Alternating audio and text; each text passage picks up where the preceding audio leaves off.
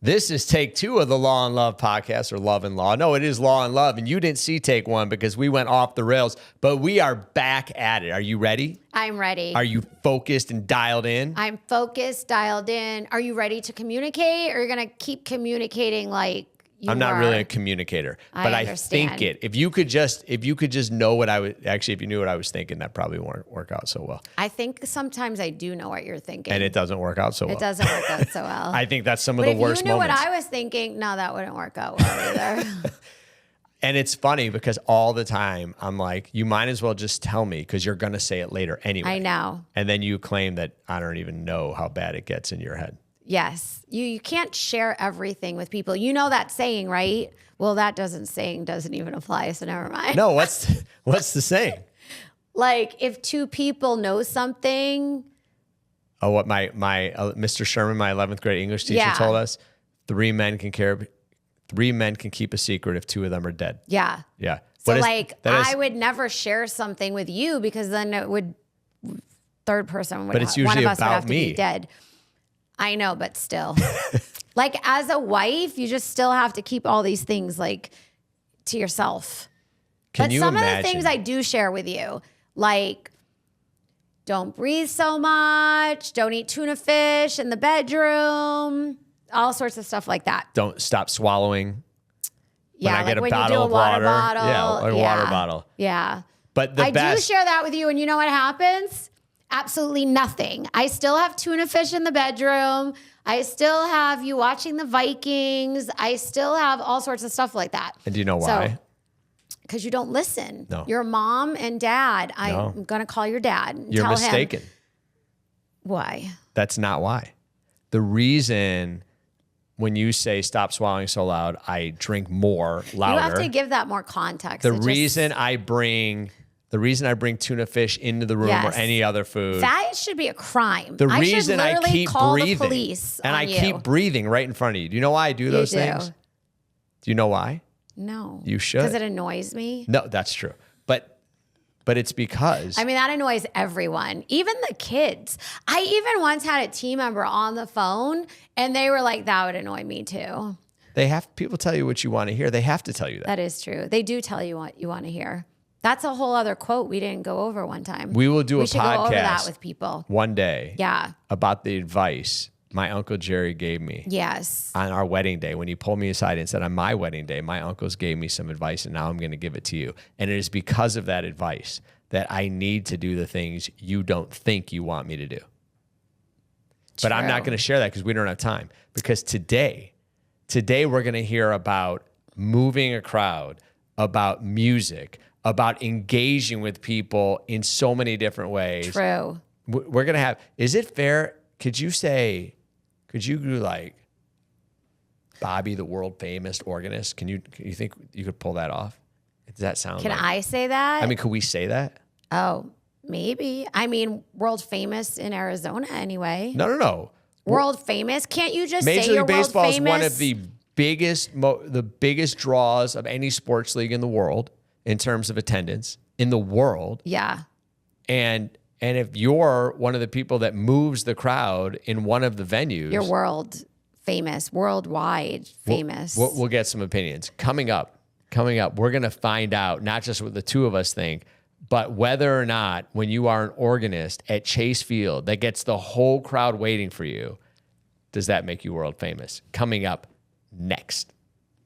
So we've met Bobby many times over the years, both at Chase Field, outside of Chase Field, because when you do what he does, you become like this member of the community that everyone wants to see and get to know.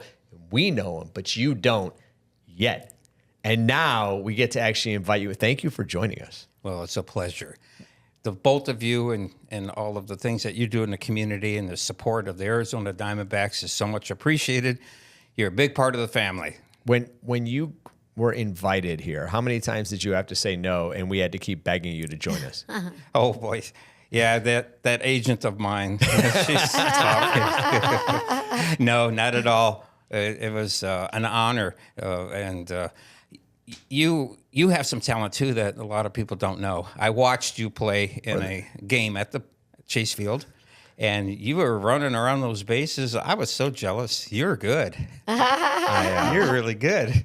I grew up with a bunch of guys playing sports who know you're lying right now. I love They're playing. like, Mark's the slowest I ever. love playing. He did do good. Did you see him do the home run? He did. He did. I did. I think it's because you got put in a Diamondback uniform. Maybe that like gave you all the vim and vigor.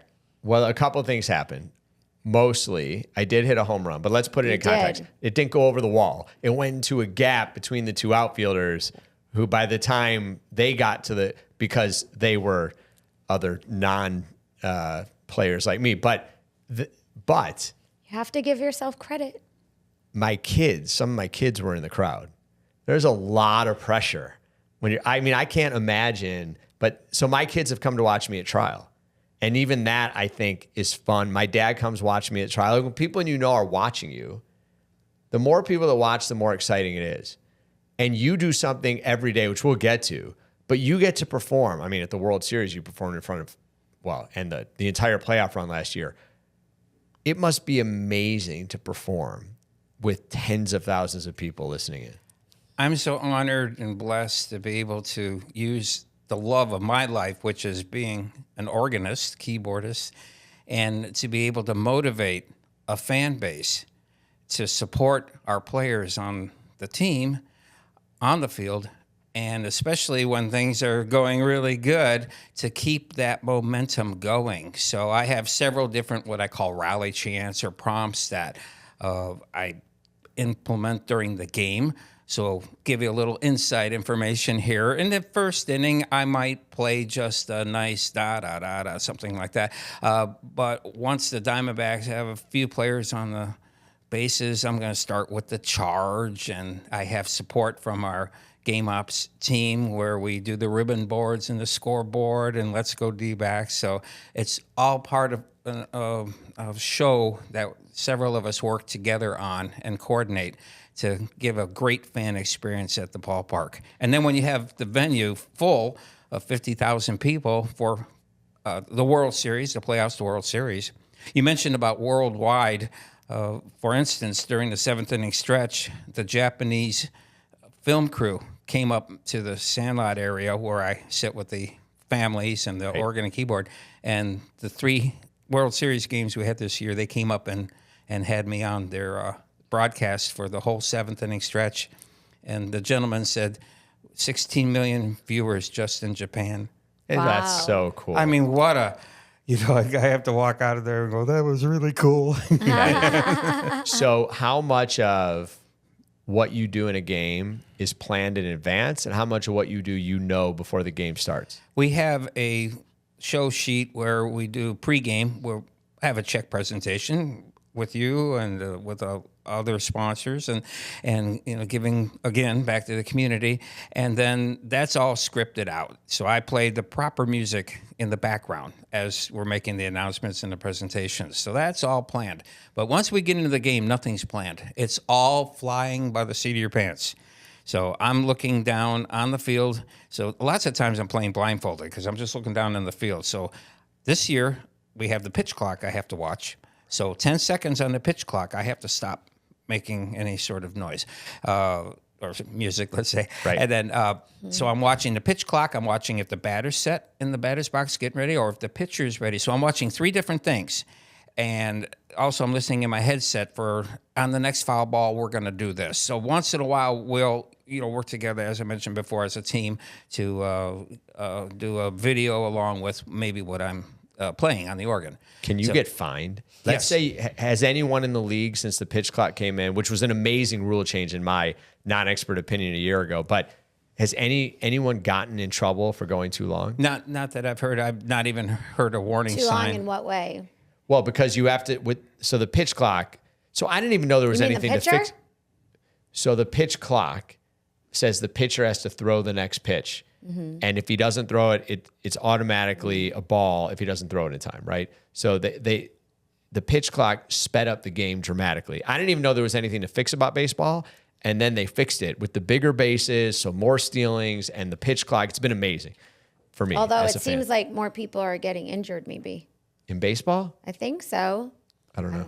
Maybe. I heard there's that the been an pitchers, issue. But I like the pitch clock too because there's a concern as to whether the rise in pitcher injuries could be related, but I don't think we know that yet. But, or maybe someone knows, but I don't. But for you, now it's not just like you said, now you have something else to keep an eye on that could actually become a problem. So do you like stop at 10.1 or do you stop at 12? Like, how do you handle that? Yeah, I always have that. It's like being on the freeway, knowing the speed limit's 65 and they might let you go to 75, but don't go to 76. I bet you've heard that story before. I've heard people claim it. I've never witnessed it or experienced it myself, but I've heard of people going slightly over the speed limit. Yeah, so I go about 12 seconds. I'm looking at that pitch clock, making sure I dump out, get out of the way. Right. I tell people, most important thing of my job is to know when not to play. So you don't want to ever interfere with the game. So I've had this my whole career. I was 27 years with the Dbacks, and then I was 8 years with our minor league team here in Phoenix. So, a good 30 years, over 30 years experience in the baseball world. So I'm pretty much ready, accustomed, with the clock. I didn't have a problem with it. And I was also blessed that I get to play all the spring training games for the Dbacks at Salt River Fields, February and March, and the pitch clock was brought to us a couple seasons ago. So I've already worked with the pitch clock, and I said, this is going to work. So we took the average game time from, just throw out a number, 3 hours to more like 2.5 hours, or maybe 2:40. So we took a good 20 minutes off of each game. Not every game, but most games. Took off the worst 20 minutes. In other words, that I never even knew was happening. There. Yeah, the 7 throws to first that you can't do anymore. And it was just part of the game. So I never really thought it was an issue. And then it was gone. I was like, this is amazing.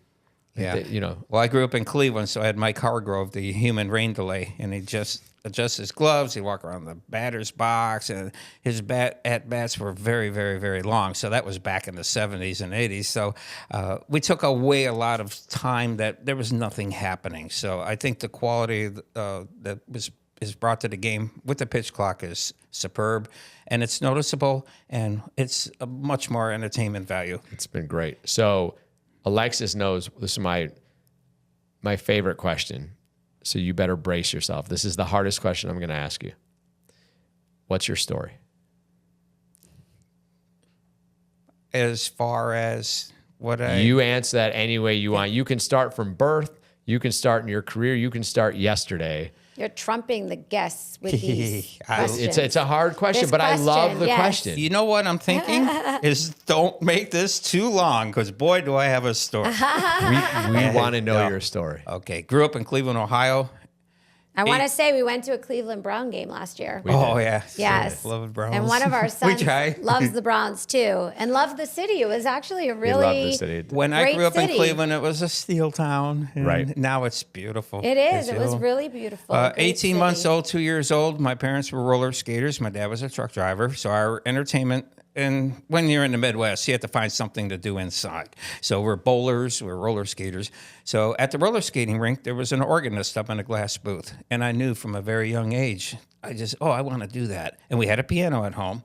So I'd sit up on the bench and just play the piano for hours every day. And I would mimic the songs that the organist at the roller rink was playing.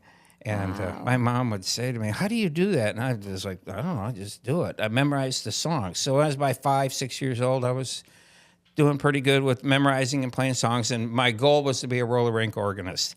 Well, I achieved that goal at 13 years old. I was actually professional. I was playing at a roller rink. And you were getting paid as child labor. I was getting, yeah. What was going on in Cleveland? I used to go to those roller rinks, did you? Yeah, but they played music at mine. We didn't have an organist. But they don't have as many skating. Where did you skate? Well, I skated in a suburb of Boston, but we went every Friday night. Yeah, or Saturday. that was records. Yeah. Yeah. So that was back in like the 80s. Yeah, we transitioned to records right around 1980. But I used to be, the guy, night sessions, adult session, kids session. I was playing live. But I got a little bored with roller skating because you have to stay, with tempos and certain things. So, and I played national roller skating championships and competitions in like Las Vegas and regionals and dance roller skating. And I enjoyed it, but I obtained my goal at a very young age and I wanted more. So then I went into playing in restaurants, and then I moved out to Arizona, then Sun City, became my territory. Sun City, West Peoria, playing for afternoon dances for the seniors and the assisted livings. And then I became involved in sports in 1989 when I met my wife, Charlene, and she was working for American Fence Company. And some ticket hawkers, I call them, came into the company and said, hey, we want to do a picnic with the employees and come on over to Phoenix Muni Stadium. It was a San Francisco Giants AAA team. And long story short is that they found out I played the organ and said, hey, can you bring the organ to the game? And that's literally how my sports career started. Kidding. It was in August of 1989. So it was unplanned. Oh, yeah. Matter of fact, I told her, don't tell them what I do. I mean, it's 115 degrees out here, you know. So, yeah, 8 years I was with the Firebirds and loved every minute of it. And out there in the heat, didn't think anything of it. And then what would have happened if that break doesn't come? Do you stay with your keyboard or you go to something else? I was always full-time musician. I did other things. I was a school bus driver. I was a fireman for a few years back in Ohio. Always making extra money, learning things. Went to arson school and, you know, enjoyed learning more than just being a musician. I knew I needed to have a backup plan, but I always made a living from 13, 14 years old as a musician. And then the sports thing, again, I fell into that, you know, and like it's just unbelievable. Did you play the organ? No, but I could play Yankee Doodle on the piano. Oh, okay. On the piano. I had one song. Well, I brought one with me. I'd like to hear that. I can still do it. Yeah. You can still do it? Oh, I can still do Yankee Doodle. We're going to find out. I used to take organ lessons. I'll tell you what. Wow. No, what? Yep. Whoa, that's really cool. I did. Right. Mr. Rose was my instructor. That's a great teacher name. But he never gave me songs that I liked. He always gave that's me why these kids quit. really old songs because he was like older. And I was like, I don't like these songs. What song did you want to play? My dad can play the organ too. Yeah, your dad. I know your dad loves music, but this is the first I've heard that you loved music. I didn't say I loved music. I said I took organ lessons. Yes. But it's a lot different than the piano. Well, sometimes, I mean, at least for me, it was. Same yeah, board, I started like on the piano, as I mentioned, when I was a couple years old. And then I just stayed with it till I was 10. And then my parents invested $1,000 in an organ and a 10-year-old kid, and they're still wondering if the investment's ever going to pay off. Right. So, aren't the keys the same whether it's a piano or organ or keyboard, right? There's a big difference in that. In the piano, you only get out of it what you put into it. With the keyboards, I don't want to call it cheating, but you have help. You backgrounds, drums, you know, and you can electronically make a lot of things happen. Where the piano, it's an acoustic instrument. So, but you lose. You know, you have those.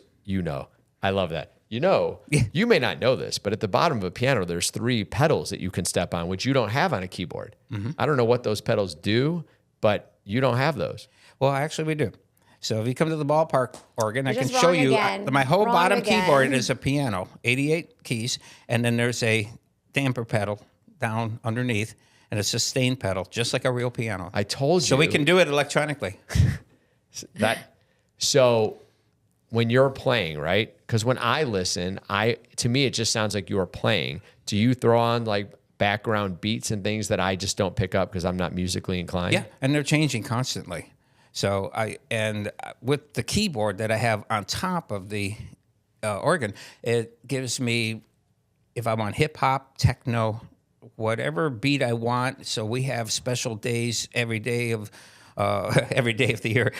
Seemingly, yes. So the Mexican heritage, all of those things, I can do all of those songs. If I need to play merengue, and then people don't realize there's a difference in Latino music. So if you're with Mexico or we were, Puerto Rico the other day. So, you know, and I have to go on YouTube and listen and see, because they're all different. I grew up in Cleveland, so as I mentioned, we were heavily into the polka music, so I played accordion. Right. But there's a big difference in Polish polkas, German polkas, Slovenian polkas, and so it's the same thing in Latino music, and I take a lot of pride in that. So on some music, I'll be heavily playing the guitar sound, and then other times I'll be doing the accordion or the trumpets, and it depends on the ethnic background. But it's awesome that you take the time to not, because most of the crowd won't know.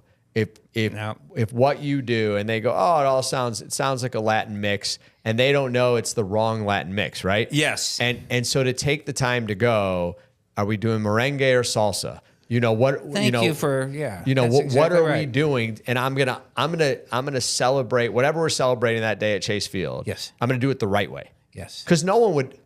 Not no one. The majority of the crowd would have no idea.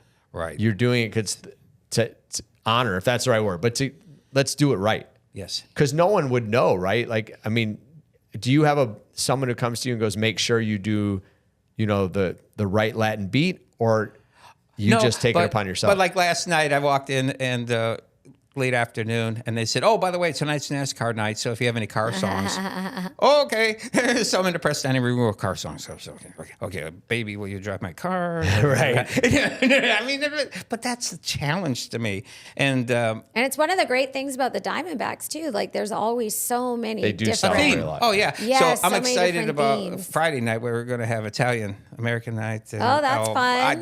That's going to be a real strong area for me, and Tori Lavello, of course, Italian. So I'm ready. I'm ready. And the good thing that'll be exciting is that I can do like the tarantella on that. So people, during the game. Right.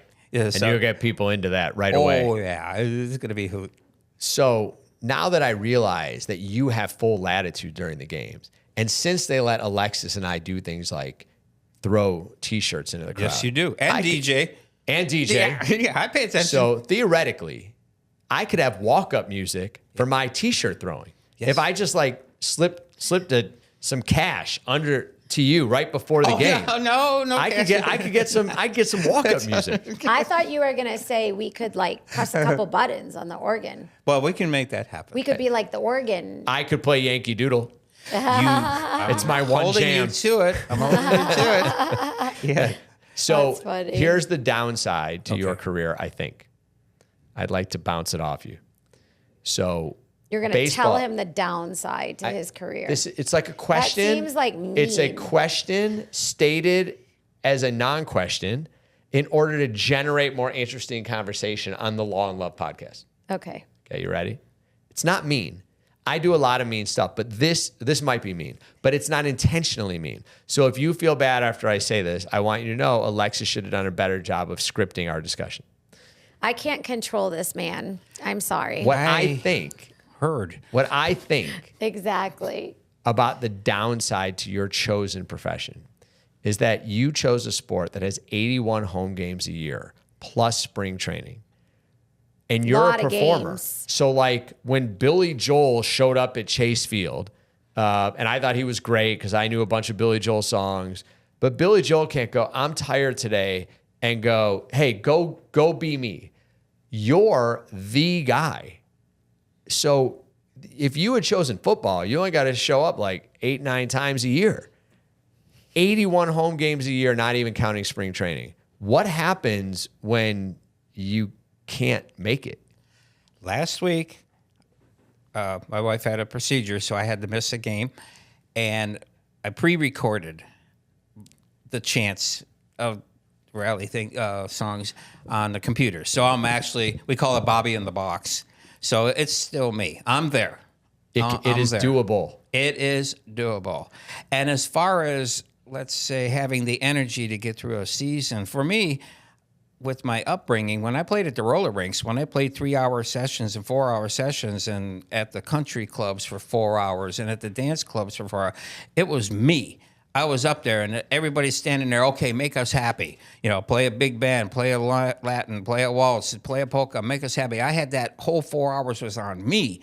Now when I come to the ballpark, spring training or at Chase Field for the regular season, I'm behind the scenes. And I love it because I check my ego in at the gate. I'm there for the team. I'm there for the fans. And I'm behind the scenes, so I'm just there to support. So I don't have that full 3, 4, 5 hours spotlight on me. And Right. I'm loving it. So I get my little, my 7th inning stretch or the rally chants. And I would say a lot of musicians wouldn't like my job. They want to go out and perform and look at what I can do.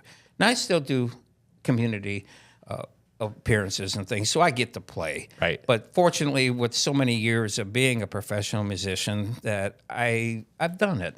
So I'm very happy in my role. Is there even, there's probably not an organist in any other sporting team that's been with a team that long. Like, that's a long time. Is there? Yeah, there were. Nancy B. Heffley with the Dodgers was there for 25 years. You've been there longer, right? Yeah. We don't I'm at speak of the 27. Dodgers around here, though. They don't count. Did I slip up? Sorry about that. Yeah. Those fans, wow, those fans. When they come to the I have to Diamondback say, Stadium. the D fans, they are so nice to me. As you know, I'm out in the public area, and they see me, and they are so nice to me because they grew up with the organ over in the west side of our country there. And they love it. And can we take a picture with you? Will you send an autograph? They're wonderful. That's awesome. It really is great. And joking aside, I love people who get behind their team. Oh, yeah. And they do that, right? Obviously, when they infiltrate our park, I'm not as much of a fan of it. But the truth is, I think anything that brings passion and excitement is good. It's passion to the game in general, right? And that's what I like. So when I went back to Cleveland to visit, my mom and taking a game, I was so jealous. The only difference in the baseball there, though, was the team's been there over 100 years. So I'm sitting in the stands looking at 90%, 95% of the people in. Well, I can't say the Guardians gear. That's I had to think about that for a second. Right. Yeah, they're sitting there in Cleveland gear. Right. And here we're living in a community that people have moved, including myself, have moved from somewhere else. But we accept that and we understand that. So we just try to be neighborly and be good hosts when our guests come in from other teams and cities, and they live here now, and it's fine. It's the reality of if you live in a city where a lot of people moved there because the city's offering something and it pulls people in, which this whole state does. Why are they coming here? Right. And you don't expect people to drop their loyalties and fandom at the door. I think what we do hope is that they become fans of the team they grew up with and where they live.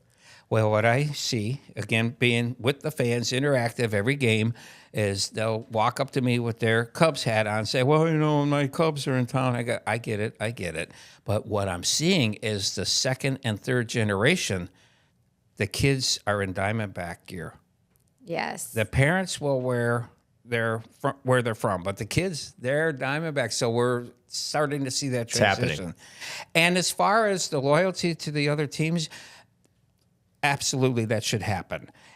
But it's our job as Game Ops presentation to give our fans the best fan experience while they're there, whether we win or lose, especially if we're not playing so well. It's up to us to still keep the energy up and make it a nice atmosphere because people come back to points of pleasure. So even if we have a game that wasn't so good, maybe they'll walk out and I hear the fans, oh, you got Mr. Freeman's autograph. Isn't that so cool? And then when they come back to the next game, they'll say, oh, Josh had to say hi to Mr. Freeman. Oh, yeah. Because that's what I can do and what I can try to control and to make it a great experience. And when the team doesn't play so well, then we just have to play harder. And they know that. They'll do that. And so the pressure is from the field all the way up to our department is to do better every day and to get those fans that are from somewhere else to like us. Like last year, the playoffs and the World Series, I looked around there and it was mostly all Diamondback fans. It was amazing. Because in 2001, we had a lot of Yankee fans in the ballpark. Mm-hmm. We were only 4 years old. Right. And so this year, it was... last year, it's 2023, it was or 4. It was just a whole different atmosphere. I was very surprised and impressed because every game I've gone to at Chase Field against the Dodgers, there's been a lot of Dodgers fans. So when they had Kershaw on the mound, they needed to win. It's the playoffs, and I'm expecting massive. And there were Dodger fans, but the Dbacks fans. Well, we had a lot more to cheer about that day. But beyond that, even at the beginning of the game, when both teams had, equal chances of winning, the Dbacks fans showed up. They were like, it's the playoffs. our guys are doing good. They brought it. It was a really impressive turnout. Yes. And I'm not saying it because we're, people are going to actually hear what we're saying here. Right. But it's true. It's true. When I heard that the Philly fans last year were going to come in and take over the ballpark, and they only had like 2 sections. Yeah. It was amazing. It was not much of a takeover. And then when they started, our fans, I'm so proud of them. They really did a great job. And Philly's got great fans. Oh, gosh, so yes. it's on the local team to show and their fans to show up, and both did.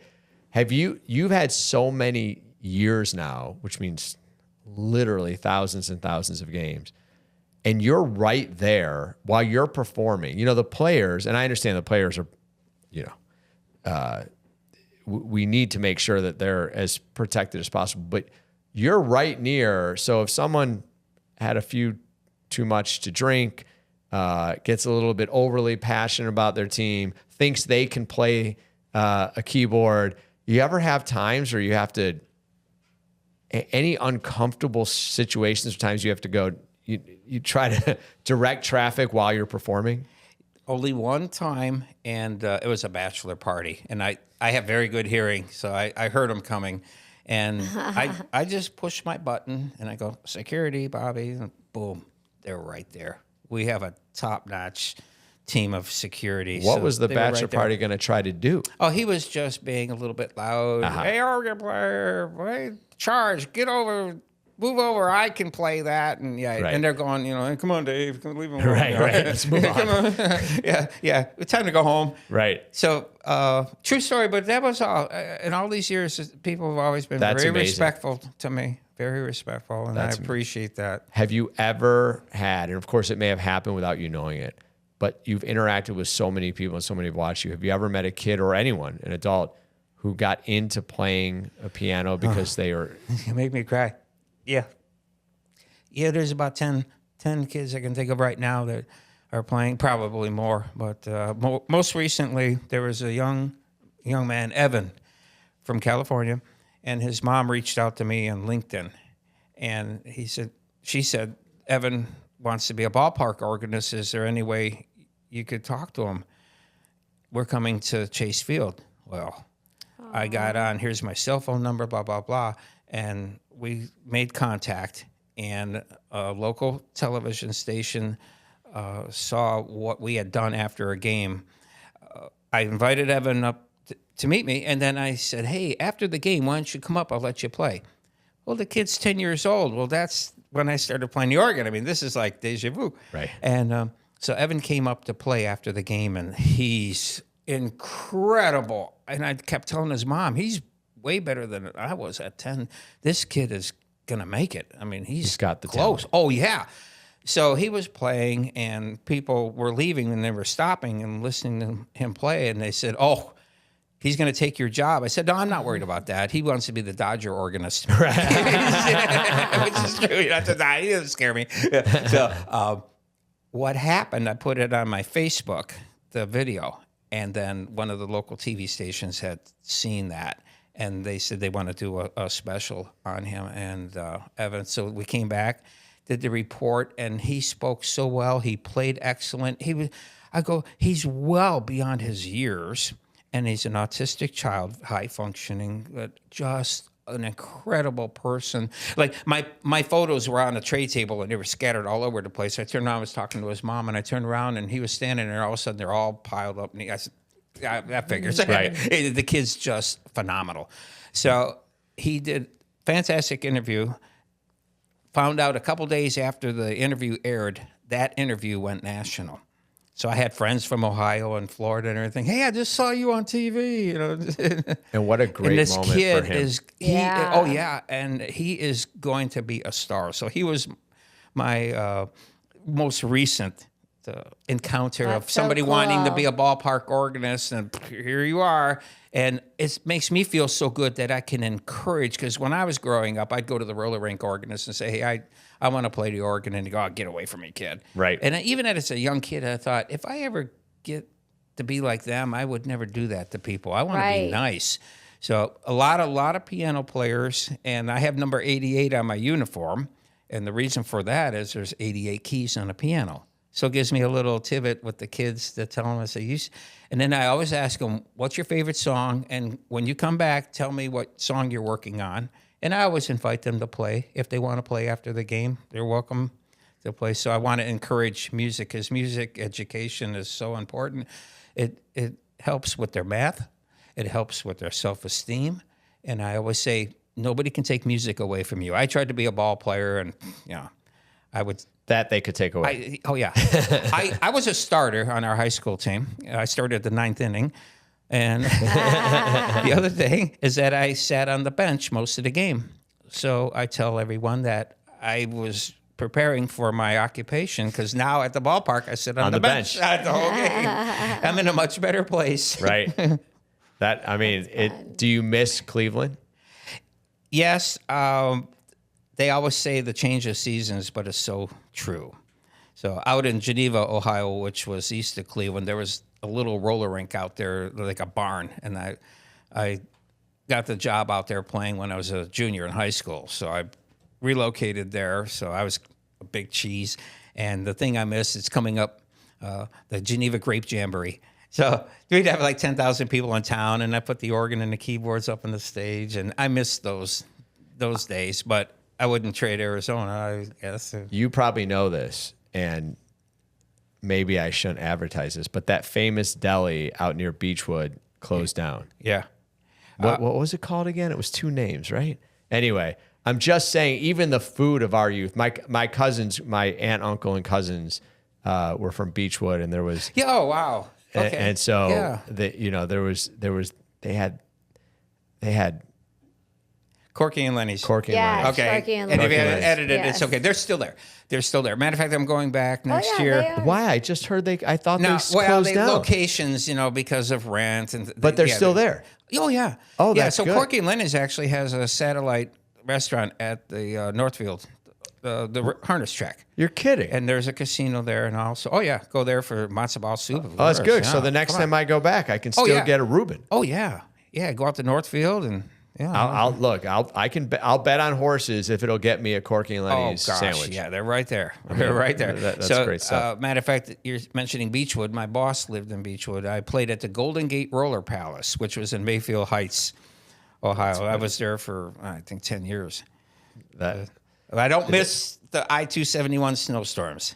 No, it turns out lake effect snow is real. Yes. And it can, and it's funny because you mentioned the Steel Town thing. We went through the whole, because I grew up in Detroit, and there was same such difference as we see in the Midwest. Same difference. Lot of Pittsburgh, Cleveland, Detroit, the whole area. Wait, those are just the bigger, Buffalo, but they all went through such a similar set of tough years. When Lake Erie catches on fire, things are not going well. Yeah, that was Cuyahoga River, not the. Oh, was it? Well, yeah, okay. It was Cuyahoga. Yeah, because I delivered the Plain Dealer at the time, so I remember delivering the paper, and it was on the front page. Yeah, about 1970, 68, in that area. Yeah, the river. It was some oil, gas that was on the river. But it's a great story. But it got us a lot of publicity. Now, normally, and we get to this part of the show, and Bonnie Blue's waving at me out of the corner of my eye, it's because we're going to ask questions, but we're not asking questions today.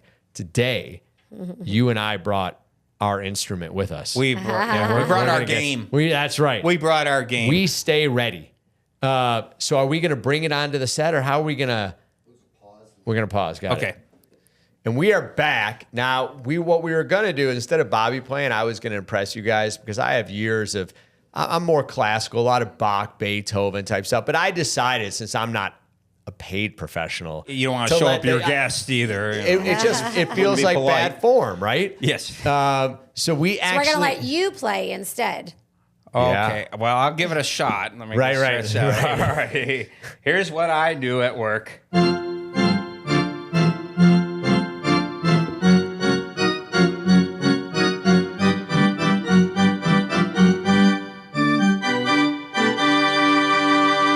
Charge! I will take cash too.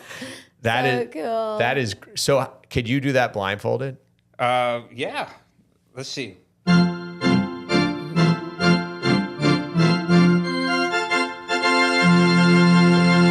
What can you do blindfolded? I can text. Blindfolded? Yes. You can text blindfolded. Magic thumbs. If you can thumbs. text blindfolded, you have spent too much I of your can life type. texting. Blindfolded. Yeah, but typing's cheating. You can text blindfolded. Pretty much every time I wake up, I'm basically blind and I can do lots of stuff without Is my Alexis's glasses. phone over there? Can someone bring me Alexis's phone before we go back? Before we go. I need to look at some of my text messages actually. Since we just had Yes. a night with Latin music, can you do any off the cuff? Latin Oh, yeah. music. Oh, thank you for my phone. Oh, you have your phone now. We're going to put you to the test. Okay.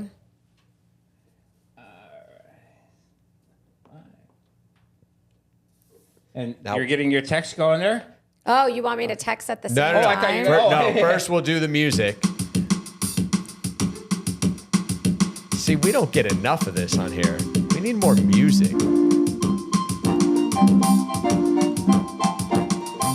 See, people thought they were tuning into just a regular podcast. The only thing life is missing is a soundtrack. If you could just put that on wheels and follow me around everywhere we go, my life will get even better. Look at that. All right, Alexis. that one. Now we're going to see what you can do. You ready? Yeah, hold on. All I right. gotta put it to something. All right. Where? Put it on the keyboard. The keyboard? Yep. Or whatever you text with. The texting keyboard. As if you're going to send me a text. Okay. So pull up like you're going to send me a text. Oh, I'm nervous. Okay. Okay. Tell me when you're ready. Close your eyes. Okay. You ready? And text this. We are so lucky to have Bobby here playing the keyboard. Oh, that's fast.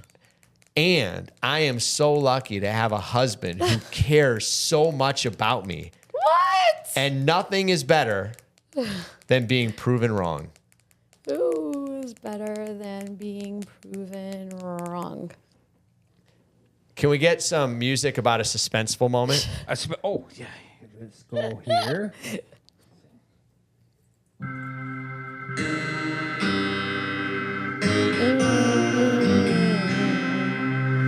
That was a perfect. Now, be ready to play either music showing she lost or won, depending on this. We are so lucky to have Bobby here playing the keyboard, and I am so lucky to have a husband who cares.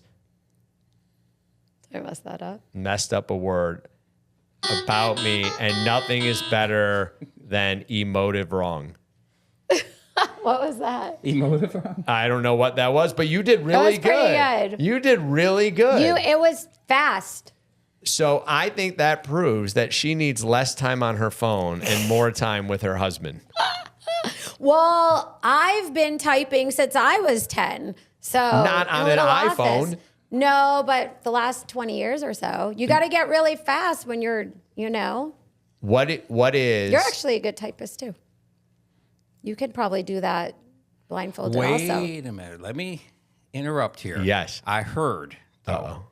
I don't know how his typing skills are. Yeah. But I heard he could play Yankee Doodle on the keyboard. Which Yes. is? Would you agree one of the hardest songs to play? Oh, I won't even attempt to try to play that song. Here we go. See, Yankee Doodle? you ready? Yeah. Are you gonna feel bad if I nail this? Well, no. You're okay. Should I move the keyboard or stand up? Move the keyboard. Can we move the keyboard? Oh, yeah. Does that work? Oh, sure. Go slide it around. Now this is Now, if you pass the audition, you need to be at the ballpark at 6 tonight. All right. Now, I promise that even if offered, I will not take your job. You've worked a lifetime at this, and I don't want one fantastic concerto that I put together here to make you feel bad. And you did really good. Thank you just you. can't do this. This is true. Here we go. Mark has some secret skills. And I want to be clear. We're going to find out. I have Yes. not played this. Yeah. I have not played this. And I was taught it with two hands. In at least, what, Two hands. 40 years? You're When was supposed the to play last it. time you played it? No. I've Every never- time I'm near a piano. So like every Really? 4 or 5 years. Yeah. I've never seen you play it. Well, because I honestly, like you've done so much in your life, and Yes. why belittle your accomplishments? Yes. He can also do a really good Dairy Queen curly Oh, a curly Q. I worked at Yes. Dairy Queen. He And has some, many talents. because people, when they stop Yes. soft serve ice they cream, don't they know just how to pull it put the- down. Yeah. You got to create the gotta- cue. yeah. Yes. And every once in a while, we'll go to Dairy Queen, Yes. and they don't make the cue, and I don't complain. But I just feel like I want to go back there and help. Go behind the counter. And, just to help them out. I think this song, the Dairy Cue, and then he also can sing all of the states from when you learned in kindergarten. Well, Mrs. Prendergast taught us how to sing a song that has all 50 states, and it is amazing, Bobby. I mean, when was that? All through elementary school. All through elementary school. I had her from kindergarten through fifth grade. Teacher? I had the greatest music teacher. Unfortunately, I have no talent at all, in spite of what you're about to see. But I love music, and I think she's a reason I love music. Did she teach you this too? Just the same way. Or no? This is when Mr. Rose, my music teacher, came the over. Same one as me. Okay, I didn't actually have Mr. Rose, but I did have a piano teacher. Okay. I don't remember, but she didn't let me play the songs I like. Okay, here we go.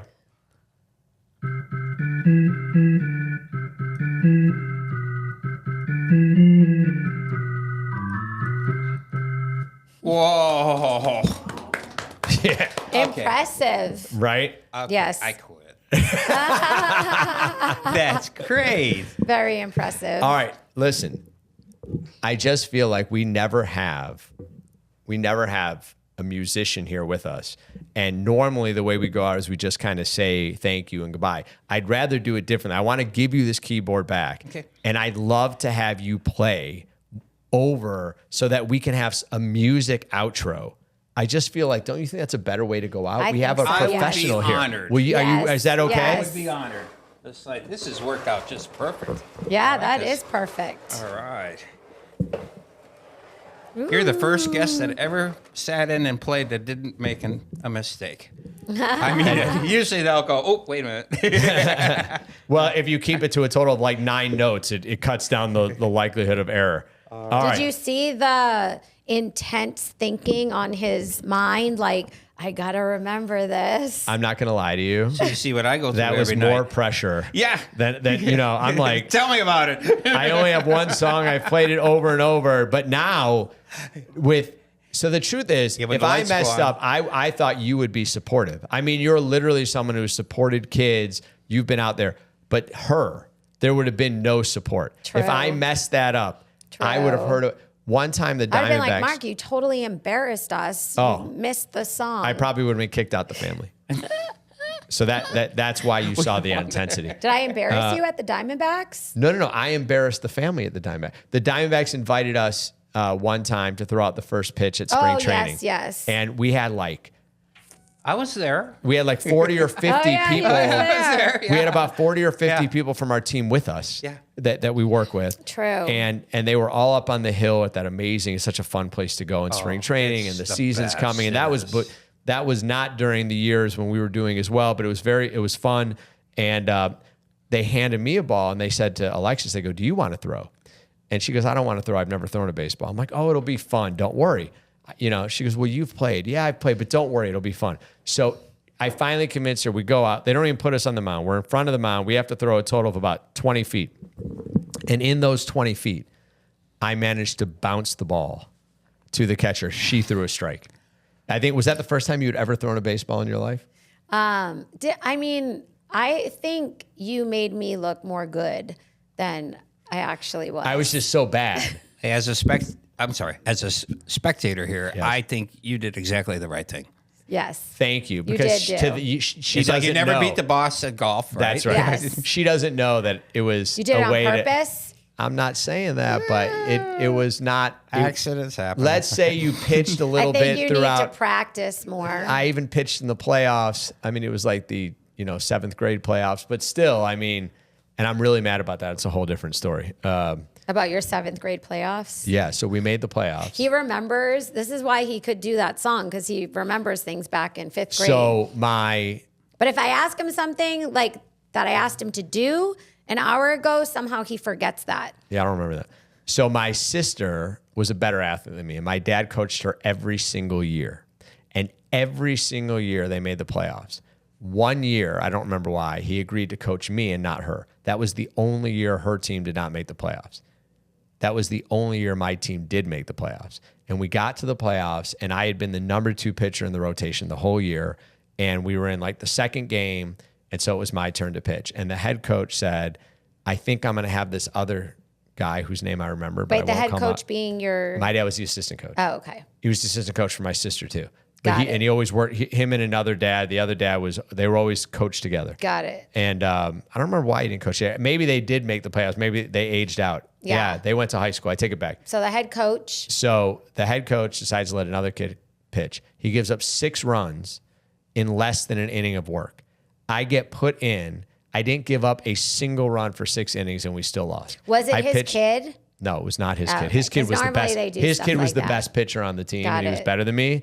But he decided that he couldn't trust me in that game. I was probably not a good pitcher, and I'd probably been hit a lot in the game. I don't remember, but I remember the best pitching performance I ever did in the biggest moment wasn't good enough because the coach didn't start me. That could have been it. That could have been my one moment in time, like Whitney Houston talked about. Instead of being a lawyer, you would have been a baseball player. All right. We're going to do some music while we do the outro. No pressure. Do we have any questions? No questions. We had no questions today. Okay. All right. And this is... Oh, no. That's perfect. No, you're good. No. So you're at the Law... Oh, we're over here.